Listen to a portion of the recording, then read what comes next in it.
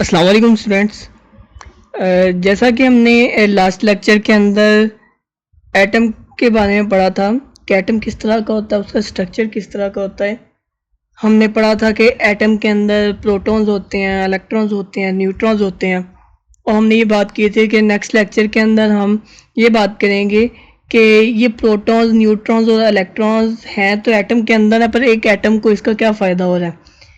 तो आज के लेक्चर के अंदर हम उन्हीं एटम के जो कंपोनेंट्स हैं, प्रोटॉन्स, इलेक्ट्रॉन्स और न्यूट्रॉन्स, हम उनको आगे से फर्दर जो सा उसका देखते हैं कि एक एटम को किस तरीके से फ़ायदा पहुंचा रहे हैं।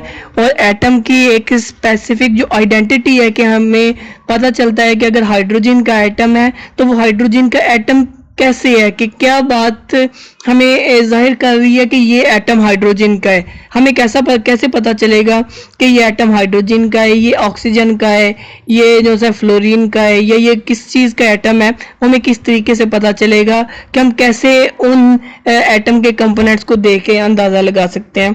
तो आज के लेक्चर में हम ये डिस्कस करेंगे।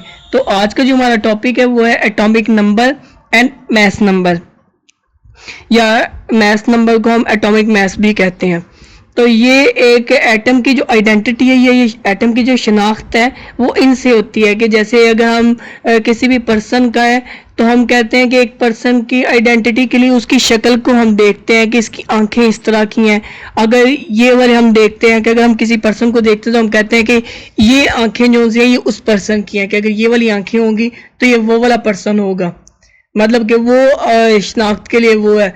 या हम अगर किसी को कह देते हैं कि अगर एक क्लास के अंदर हमने रोल नंबर हर एक को स्पेसिफाई किए हुए हैं कि अगर रोल नंबर 1 है तो ये उस स्टूडेंट का है, उसके अलावा ये किसी का रोल नंबर हो ही नहीं सकता। तो एक रोल नंबर को हमने आइडेंटिटी की बेस बना दी है। तो इसके अंदर भी क्या है कि हमने एटॉमिक नंबर को हमने एक एटम की आइडेंटिटी की बेस बना दी है कि अगर 1 जो है उसका एटॉमिक नंबर है तो हमने कह देना कि 1 जो है वो हाइड्रोजन का है, हाइड्रोजन के अलावा किसी का भी एटॉमिक नंबर 1 नहीं हो सकता। इसी तरीके से 2 जो है वो हीलियम का है। ऐसे जितने भी एलिमेंट्स हमारे प्रेजेंट हैं, हमने हर एक को उसकी आइडेंटिटी के लिए उसका एटॉमिक नंबर दिया हुआ है। तो ये हमने उसकी आइडेंटिटी के लिए हमने ये नंबर्स क्यों दिए हैं, ये आज के लेक्चर के अंदर हम जो है डिस्कस करेंगे। तो सबसे पहले हम एटॉमिक नंबर से स्टार्ट करते हैं। तो एटॉमिक नंबर को हम जी अल्फ़ाबेट से जाहिर करते हैं। तो एटॉमिक नंबर क्या होता है? The number of protons present in the nucleus of an atom is called the atomic number. हमने बात की थी कि प्रोटॉन्स क्या होते हैं कि ऐसा है जिन वो जो से एटम का कंपोनेंट है जिनके ऊपर पॉजिटिव चार्ज है, वो जो से हैं एक एटम के न्यूक्लियस के अंदर प्रेजेंट है, और ये 1837 टाइम्स ग्रेटर होते हैं इलेक्ट्रॉन के जो है उसके मास से। तो एटॉमिक नंबर के अंदर क्या है कि उसके नंबर ऑफ जो प्रोटॉन्स हैं वो उसके जो है उसका एटॉमिक नंबर होगा। कि अगर एक एटम है उसके अंदर उसके नंबर ऑफ प्रोटॉन्स 3 है तो इसका मतलब है कि उसका एटॉमिक नंबर भी क्या है? 3 है। अगर किसी का एटॉमिक उसके अंदर प्रोटॉन का नंबर 1 है तो मतलब उस एटम का जो सा एटॉमिक नंबर है वो भी 1 होगा। तो नंबर ऑफ प्रोटॉन वो क्या होता है कि वो उसका एटॉमिक नंबर है, कि प्रोटॉन्स की जितनी तादाद एक एटम के अंदर प्रेजेंट होगी वो उसका एटॉमिक नंबर होगा। इसको हम जी से रिप्रेजेंट करते हैं कि हमने अगर किसी का एटॉमिक नंबर बताना है तो हम कहेंगे जी इक्वल टू 1, कि उसका एटॉमिक नंबर 1 है। तो हाइड्रोजन एटम है, उसके अंदर एक प्रोटॉन होता है उसके न्यूक्लियस के अंदर, इसलिए उसका एटॉमिक नंबर भी 1 है। हीलियम के अंदर उसके न्यूक्लियस के अंदर 2 प्रोटॉन्स हैं, इसलिए उसका एटॉमिक नंबर 2 होगा। इसी तरीके से जितने उसका किसी एलिमेंट के अंदर प्रोटॉन का नंबर है उतना उसका एटॉमिक नंबर होगा। तो कार्बन के अंदर 6 प्रोटॉन्स हैं, इसलिए उसका एटॉमिक नंबर भी 6 है। ऑक्सीजन के अंदर 8 प्रोटॉन्स हैं, इसलिए उसका एटॉमिक नंबर भी 8 है। अब हर एक एलिमेंट है उसका एक अपना एटॉमिक नंबर है, जैसा कि मैंने बताया। तो ये एटॉमिक नंबर उसकी एक आइडेंटिटी है कि उसकी शनाख्त होती है इससे, जिसका अगर ऑक्सीजन का 8 एटॉमिक नंबर है, पूरे आपके पीरियोडिक टेबल में या आपकी पूरे नेचर के अंदर किसी और एलिमेंट का एटॉमिक नंबर 8 नहीं होगा। तो इससे हमने एक उसको आइडेंटिफाई कर लेते हैं कि इस जो है एलिमेंट का एटॉमिक नंबर 8 है, मतलब कि ये ऑक्सीजन है। इस एलिमेंट का एटॉमिक नंबर 1 है तो इसका यह हाइड्रोजन होगा। या जिस एलिमेंट का एटॉमिक नंबर 6 होगा हम अंदाज़ा लगा लेंगे या हम जो है ये कह देंगे कि ये अगर 6 है तो ये कार्बन एटम होगा। तो ये जो है ये हर एक एलिमेंट का एक अपना एटॉमिक नंबर है, तो ये उसका एक आइडेंटिटी होगी। तो अब अगर हम बात करते हैं मैस नंबर की, जैसा कि हमने एटॉमिक नंबर को जी से हम रिप्रेजेंट करते हैं, ऐसे ही मैस नंबर को या एटॉमिक मैस को हम ए से रिप्रेजेंट करते हैं। तो अब एटॉमिक नंबर से तो हम जैसे कि आप लोग हर एक को रोल नंबर असाइन किया होता है स्टूडेंट को, तो वो उसकी आइडेंटिटी हो जाती है। तो इसके एटॉमिक मैस से मैस होता है वज़न। तो आप इससे अंदाज़ा लगा सकते हैं कि जो है ये अगर ये मैस नंबर है तो ये उस एटम का वज़न होगा कि उस एटम का टोटल जो है मैस कितना है, कितना वज़न है। तो मैस नंबर क्या होता है? Mass number is the sum of protons and neutron in the nucleus of an atom. तो जब हमने बात की थी एटम के स्ट्रक्चर की, तो हमने कहा था कि एटम के अंदर 3 चीज़ें प्रेजेंट थी, इलेक्ट्रॉन्स, प्रोटॉन्स और न्यूट्रॉन्स। पर हमने मैस नंबर की बात की है तो हमने कहा था कि एटम का जो वज़न है वो उसका मैस है।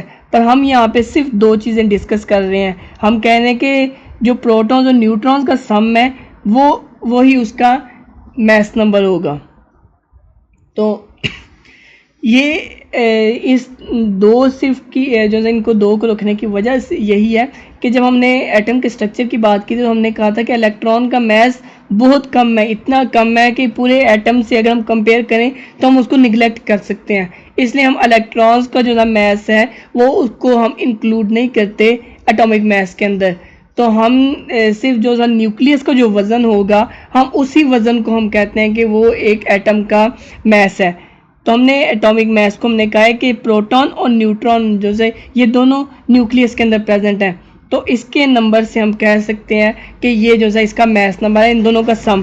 कि अगर एक एटम के अंदर 1 प्रोटॉन है और 1 ही न्यूट्रॉन है, मतलब कि 1 प्रोटॉन और 1 न्यूट्रॉन, तो ये मैस नंबर के अंदर हमने कहा कि ये दोनों का सम है। तो उस एटम का जो मैस होगा वो 2 होगा, क्योंकि 1 प्रोटॉन था 1 न्यूट्रॉन, इसलिए 1 + 1 तो उनका एटॉमिक मैस जो है वो 2 है।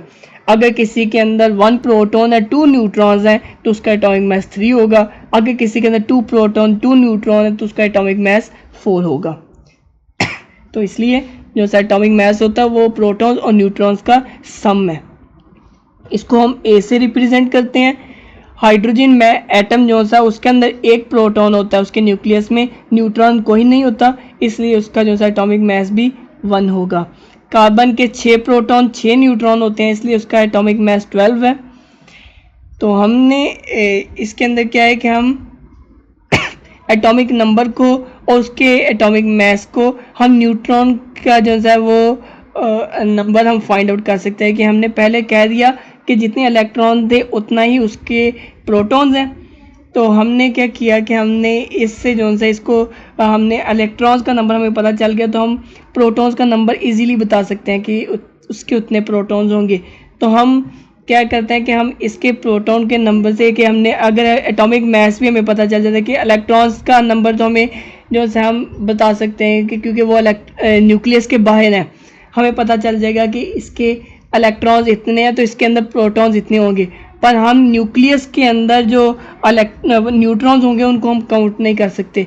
तो हम एटॉमिक मैस को जो है हम यूज़ करते हुए हम न्यूट्रॉन्स का नंबर फाइंड आउट कर सकते हैं।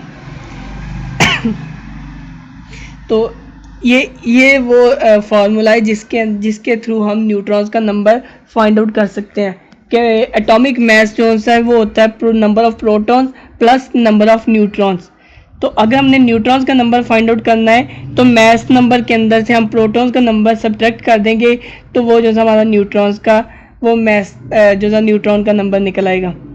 तो एक अगर एटम है उसको हम एक एटम को हम जाहिर करते हैं तो उसके अंदर हम उसके ऊपर प्रोटॉन का नंबर भी शो करते हैं और जो है उसका एटॉमिक मास भी शो करते हैं और एटॉमिक नंबर भी शो करते हैं। तो ये एक जनरल रिप्रेजेंटेशन है एक एटम की कि एक एटम को जब हम एक पीरियोडिक टेबल में लिखते हैं या कहीं पे भी एटम लिखते हैं तो हम इस तरीके से उसको रिप्रेजेंट कर सकते हैं। तो एक्स जो है वो कोई भी एलिमेंट हो सकता है, उसके ऊपर ए जो है मैंने हमने बात कर ली है पहले कि एटॉमिक मास है और जी उसका एटॉमिक नंबर है। तो इस तरीके से जो है जो है एक उसकी एग्जांपल है कि जैसे कि ऑक्सीजन एलिमेंट है उसका एटॉमिक नंबर 8 है और उसका जो है मास नंबर 16 है। तो ऑक्सीजन को ओ से रिप्रेजेंट करते हैं, ये इसका सिंबल है।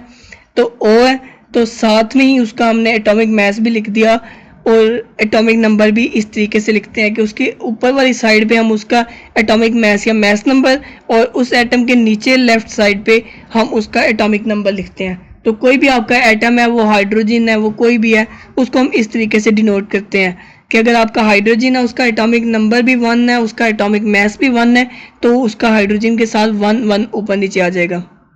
तो इस तरह जिस एटम का जिस तरह का वो होगा जैसा जो एटॉमिक मास और नंबर होगा हम उसको यहाँ पे डिनोट कर देंगे इस तरीके से। तो आज के लेक्चर में इतना ही, बाकी इंशाल्लाह हम नेक्स्ट लेक्चर्स में डिस्कस करेंगे। तो थैंक यू।